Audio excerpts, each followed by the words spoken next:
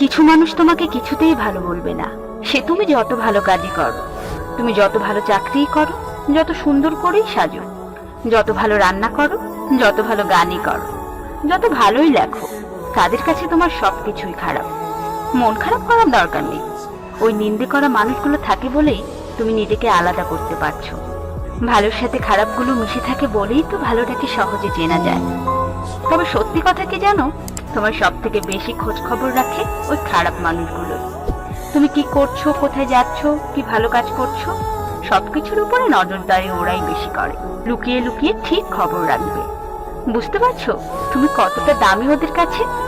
শোনো, যদি ভাবতে হয় তাহলে নিজেকে নিয়ে ভাবো। এমন ভাবে নিজেকে তৈরি করো যেন তোমাকে নিয়ে ওরা সারাদিন ভাবতে থাকে। তোমার ভালো থাকাটা যদি ওরা ভালো চোখে না দেখে, তাহলে জানবে তুমি ঠিক পথে আছো আর ওদের মনের শান্তি উড়ে গেছে।